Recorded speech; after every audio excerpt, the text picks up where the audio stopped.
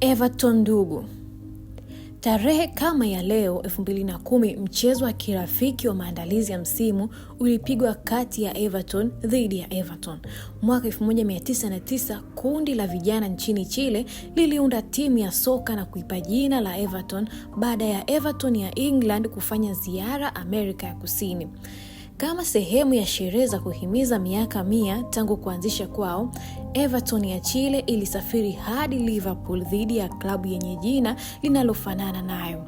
Everton ya England iliibuka na ushindi wa mabao 2-0 dhidi ya Everton ya Chile na kutwaa kombe la undugu.